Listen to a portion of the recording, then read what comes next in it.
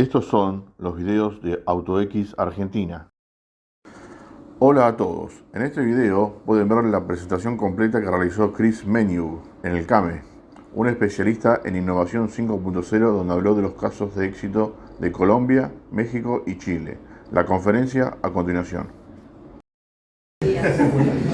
Bueno, no los veo muy motivados. ¿Cómo están? ¡Excelente! Una de las cosas que he aprendido en estos años es que cuanto más eufóricos están, el cerebro está más despierto. Entonces es muy importante que estén bien atentos, porque lo que voy a tratar es de contextualizar en la innovación lo que mis antecesores me pusieron, les trataron de hacer entender en materia de por qué la movilidad inteligente es parte de un futuro sostenible y sustentable, y que obviamente los cambios que se vienen los tenemos que abordar desde hoy. He elegido este título, Hacia un futuro sostenible, porque la movilidad eléctrica es parte de ese futuro. Pero también es importante entender que la política en nuestra región está siendo una piedra en el zapato para el futuro, porque muchos de los cambios que se vienen necesitan de regulación, y la tecnología, puntualmente los cambios que se vienen por la inteligencia artificial, por las energías renovables, no tienen tiempo. Mientras la política está dando pasitos, la inteligencia artificial, por ejemplo, da pasos exponenciales. Y hoy es importante arrancar hablando de la industria 5.0. ¿Por qué? Porque la industria 5.0 es la punta del iceberg para lo que va a ser lo que les voy a contar a continuación. Algunos saben que es la industria 4.0 porque se habla de la 5. Y la 4 sí, la 5 ya no. Les voy a resumir rápidamente entonces, para contextualizar, qué es la industria 5.0. Bueno, nuestra humanidad tiene 200 años de revoluciones industriales, de las cuales los últimos 180 años han sido de economías basadas en lo físico y en el intercambio de bienes físicos. En los últimos 20 años, con la aparición, el advenimiento de las tecnologías y de aplicaciones que hacen que el comercio sea más inteligente, como en el caso de Amazon o Mercado Libre, empezamos a cambiar el contexto de la realidad. Y empezamos a ver también cómo la tecnología puede ayudar realmente a que nuestra humanidad sea una humanidad inteligente, no que te pase lo que le pasó a nuestros primos los simios, que quedaron abajo nuestro. Imagínense ahora con algo mucho más inteligente en materia de cálculo y en materia de eficiencia, ¿qué va a pasar con la humanidad? Cuando hablamos de esta industria, estamos hablando de una industria que es la colaboración entre humanos y máquinas. Tiene mucha relación con esto de qué va a pasar con las ciudades, no tanto con los países, porque el futuro no está en los países, el futuro está en las ciudades, y de qué manera las ciudades se van a conectar. Y ahí déjenme hacer de entrada esta acotación. Cuando hablamos de movilidad inteligente, si pensamos en términos de países, nos estamos quedando sin tiempo para pensar de que, por ejemplo, en el caso de Argentina, 23 gobernadores se pongan de acuerdo, el presidente se ponga de acuerdo. Tenemos que empezar, 24, gracias, tenemos que empezar con algo más concreto, empezar con ciudades, porque el futuro está en las ciudades. El Foro Económico Mundial lo vaticina ya desde el último informe de los últimos 2 años, donde manifiesta que 800 ciudades a nivel global representan el 85% del Producto Bruto Mundial. ¿Qué significa esto? Que mientras estamos pensando en salvar a la Argentina, hay ciudades en China que se denomina el collar de perlas, que están generando que, por ejemplo, en China haya 10 millones de estaciones de cargas eléctricas. Y en América Latina nada más tenemos 1860. Es verdad que en un informe de Tesla se decía que cada carro de Tesla tiene un recorrido de 40 kilómetros diarios y se pueden cargar desde sus casas los carros, con lo cual lo de las estaciones es algo que, además de que implicaría mucho gasto de infraestructura, apoyo gubernamental, sostención sobre todo entre lo público y lo privado, estaremos muchísimos años, y seguramente que para el 2030 ya no llegamos. Sí podemos llegar si empezamos a hablar de cómo lograr esa movilidad inteligente, porque sabemos muy bien, también otro dato del Foro Económico Mundial, que el 24% de las emisiones que contaminan nuestro planeta Tierra tienen que ver por los carros a combustión. Y Argentina, Chile, por ejemplo, por mencionar 2 casos de lo que sería el triángulo del litio en América Latina con Bolivia, tienen la posibilidad de ser líderes en materia de este cambio que se viene en cuanto a la movilidad. ¿Y de qué manera? Empezando a pensar de generar una fusión entre ciudades, que eso es lo que va a basarse mucho en la presentación de hoy.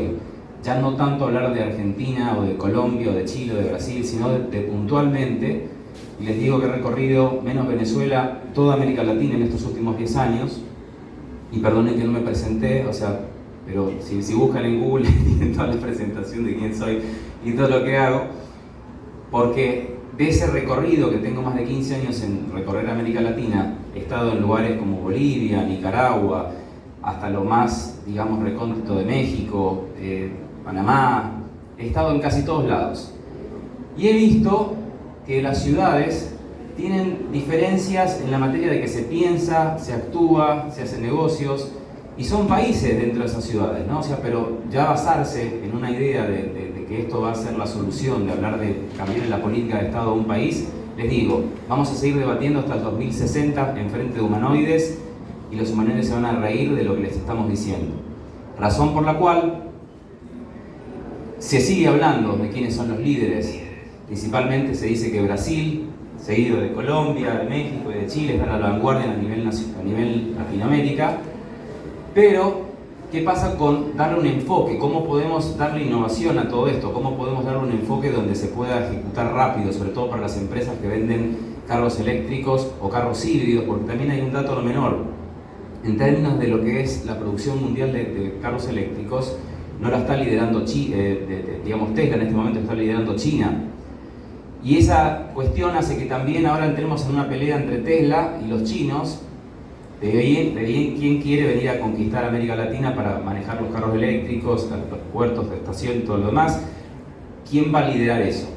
Entonces ahí, sin ninguna duda, la respuesta sería fácil. China, acaban de abrir el año pasado una planta, ¿no?, de esta empresa BYD, que de alguna forma a Trump y a Biden no le gusta nada, porque claro, se le están metiendo en el plato trasero de América Latina, mientras nosotros estamos pensando todavía que tenemos que hacer regulación y que desde el 2023, como decían aquí recién, todavía estamos esperando esa regulación. ¿Qué sería fácil ante esta situación? Sería fácil que empecemos a ver los casos que hay de ciudades, no de países, de ciudades. Por ejemplo, en el caso de Bogotá, Santiago, ¿no? y sobre todo en México, en muchas ciudades. Yo he estado invitado por el gobierno de Nueva León el año pasado, donde vi cómo funciona ese concepto, no de una Smart City, porque ya el concepto de Smart City es algo que quedó obsoleto. Ahora tenemos que hablar de ciudades inteligentes o de ciudades que son felices. Y cuando les hablo de ciudades felices, les puedo poner el ejemplo de Dubái, por ejemplo, de Singapur, de Beijing, de Shanghai, que son ciudades que ya están dejando de pensar en esta cuestión de que tiene que estar todo conectado, que todo tiene que ser con robots. No, están hablando de que el centro de esa ciudad tiene que ser el ser humano. Y el centro de ese ser humano, obviamente, va a estar impulsado o va a tener mucha injerencia lo tecnológico. Y ahí es donde tenemos que partir de esa base, que las soluciones que tendría América Latina, obviamente, a través de estas ciudades, sería en principio empezar a pensar qué hacemos más con las infraestructuras, porque si tenemos 1860 digamos, estaciones de carga en la región, bueno, ¿cómo podemos hacer eso? Pero a través de las ciudades, no a través de países. ¿Y cuáles son las ciudades que mayor impacto tienen para que sean modelos, para que los demás gobernadores o alcaldes que no están haciendo nada, que están 30 o 40 años atrás de todas estas innovaciones, digan qué podemos hacer? Entonces, tomar como ciudades modelo, como ciudades piloto, que permitan ver cómo la eficiencia en lo que es, por ejemplo, la baja de contaminación, permitirían que se logre esta nueva geografía. Y cuando hablamos de esta nueva geografía, ya no se habla más de geografía, de hecho, hablamos de conectografía. ¿Y por qué conectografía? Vamos hacia la era del internet satelital, de la computación cuántica. Vamos hacia una era donde la conectividad va a permitir que se pueda cambiar la perspectiva de lo que es la realidad, porque vamos a interactuar en tres realidades. La realidad física, que es esta realidad con la cual nosotros podemos, base en nuestra programación cerebral y lo que nosotros somos, percibir que estamos tocando algo, cuando en realidad, según la física cuántica, no tocamos nada. Lo que se toca es la descarga de energía negativa entre átomos, en realidad no tocamos nada, pero percibimos que esta realidad es real, por esa razón. La realidad digital, que tiene que ver con una realidad que per se es lo que estamos nosotros consumiendo en redes sociales, que nos hace tener una identidad digital, y lo que es la realidad sintética. La realidad sintética, que significa todo lo que es de alguna forma una réplica de lo real, que no es real. Lo vamos a empezar a ver desde el año que viene, cuando ustedes ven una película, no sepan si el actor es real o no, una canción creada por alguien que no es real o no.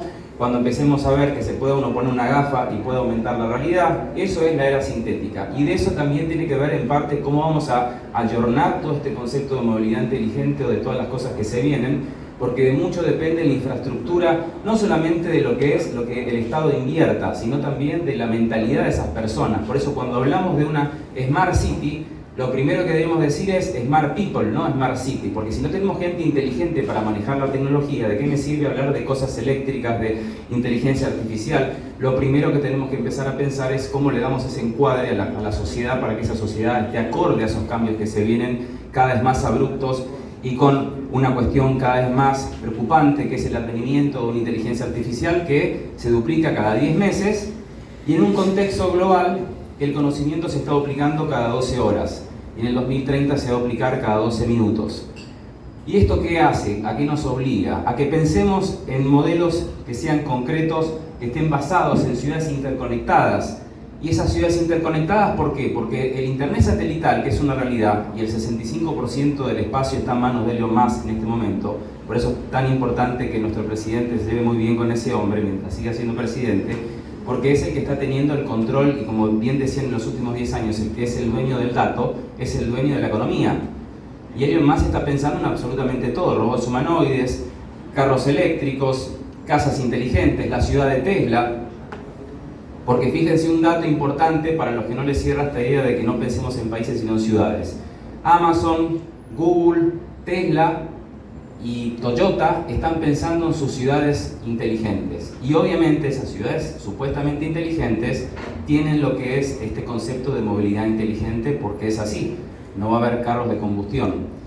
Y en un momento donde se está regulando mucho el tema de la tecnología, sobre todo la inteligencia artificial en Europa, fíjense en los datos, sobre todo en un informe que salió en Deutsche Welle la semana pasada, que los carros eléctricos en Europa están retrocediendo. ¿Qué significa? Que la movilidad, la tecnología y la economía van de la mano. Y este cambio, que de alguna manera hace que pensemos en un futuro donde no hablemos de países, sino hablemos de megalópolis inteligentes, un concepto que no fue inventado por mí, es un concepto que viene de la antigua Grecia. Lo único que le podía haber agregado en este caso es la palabra inteligente. ¿Por qué? Porque las megalópolis era algo que existía antes del concepto de ciudad, digamos, de país-estado, ¿no? O sea, después de, digamos, del siglo XIV, Felipe el Hermoso, donde dice vamos a separarnos de la iglesia y vamos a constituir lo que se denomina un estado. Antes, si nos basamos mucho más atrás, eran las ciudades las que movían los cambios gubernamentales, sociales, económicos. ¿Y de qué manera podemos crear una megalópolis inteligente? ¿O de qué forma podemos crear esta cuestión de megalópolis inteligentes? Bueno, es cuestión de basarnos en qué ciudades son más afines en materia económica, política, social, tecnológica y educativa. Y ahí empezar a armar corredores. Y en materia de esto, ¿cómo podríamos pensar en una solución que permita que sea permeable y real esta cuestión de dar ejemplos a las demás ciudades que no están haciendo nada con respecto a la contaminación que generan los carros a combustión o los que no están haciendo ningún cambio concreto? Bueno, permitiría que esa fusión de ciudades no solamente manejen la parte eléctrica, sino también manejen lo que es el comercio, la educación, la tecnología, o sea, el intercambio, porque mucho de esto que tiene que ver con la fusión de ciudades, podemos pensar en una ciudad que es un proyecto que habíamos presentado en Bolivia, que habíamos juntado a Salta y a Jujuy, a los dos gobernadores de estas dos ciudades, con el gobernador de Santa Cruz, antes de que lo secuestraran, los del gobierno de Bolivia, y habíamos armado lo que era, digamos, la primer megalópolis, que era Santa Cruz de la Sierra, Jujuy, Salta, Ciudad del Este y Asunción del Paraguay. Todo eso, fíjense, en materia de infraestructura, en materia de energía, en materia de turismo, en materia de recursos naturales, lo que significaba. Y ahí podemos pensar en un planeamiento que sea un prototipo de cómo se pueden manejar, no solamente las rutas, sino las señalizaciones. El otro día hablando con Silvia, nos reímos y decíamos, imagínense una persona que tiene un carro eléctrico que obviamente lo cargó toda la noche desde su casa, pero que después sale y se va por una ruta, no sé, por el Chaco y sale donde soy y le dice, hola, sí, hombre, bueno, vengo, ¿a dónde puedo cargar el auto? ¿Qué auto? Sí, ¿de dónde lo puedo cargar? No, no hay nafta. No, nafta, no, es eléctrico. ¿Cómo eléctrico? Yo lo único que enchufo es la heladera. Y Marta, un tipo me dice que quiere conectar el carro. ¿Dónde se conecta? Y empiezan a ver. Y eso que parece gracioso eso en parte es porque si queremos generar estos cambios necesitamos pensar en lugares que sean estratégicamente bien localizados, que estén haciendo cambios significativos. En Bolivia, de mi experiencia, se lo comentaba Silvia el otro día, he estado en Santa Cruz de la Sierra trabajando en el Centro de Innovación de Bolivia por 3 años y ahí conocí al que había creado el primer auto eléctrico en Bolivia. Y está netamente construido en Bolivia ese carro eléctrico. ¿Y qué pasa? No prosperó esa empresa en Bolivia porque por problemas políticos, no hay digamos, ni Smart People, ni Smart Data, ni nada, no hay nada. Pero sí habían creado un carro eléctrico. ¿Y qué pasa? La idea estaba buenísima, pero no había infraestructura, no había apoyo político, y mucho tiene que ver, fíjense por qué China lidera a nivel mundial los carros eléctricos, porque tiene mucho apoyo gubernamental. Eso es fundamental. Por lo tanto, la estrategia sería, veamos qué gobernadores, por ejemplo en Argentina, o qué políticos de qué ciudades están más abiertos a esta cuestión de la movilidad inteligente y empezar después a hacer como el seguimiento con otras ciudades que se puedan fusionar, sea el caso de Buenos Aires, con ciudades, por ejemplo, de Perú, o con ciudades en este caso puede ser Santa Cruz de la Sierra en Bolivia, que es la ciudad donde más visión tienen en toda Bolivia, no porque haya trabajado ahí, sino porque lo puedo decir con sinceridad, o sea, de todo lo que recorrí en Bolivia, es la ciudad más avanzada, más abierta a estos cambios. En el caso de Brasil, por ejemplo, vamos a ver el gran problema que tiene San Pablo con el tráfico. En el caso de México, por ejemplo, podemos poner el caso de Nueva León, como estuve, Monterrey, Guanajuato, o sea, todas estas ciudades están con iniciativas que son interesantes, que pueden permitir que la conectividad me genere esa nueva geografía que permita que pueda generar estas ideas para una nueva movilidad. Y ahí empezar a atacar con una proyección, ya les diría que el 2030 nos quedamos cortos, empezar a pensar en el 2045. Y es lo que de alguna forma va a darle forma a la nueva forma en que en los países y en que la infraestructura como tal empieza a cambiar. Y eso es lo que es una megalópolis inteligente. La megalópolis inteligente, para resumir, es simplemente una fusión de ciudades que de alguna manera lo que hacen es generar esos cambios en lo que los países no hacen. Porque, como dijimos en un inicio de la presentación, los cambios políticos demoran mucho, la tecnología avanza cada vez más rápido y el ser humano necesita encontrar soluciones porque si no el tiempo se acaba y nos estamos quedando sin recursos mentales, que eso es lo que más me preocupa. Así que les agradezco mucho y espero que les haya gustado la presentación.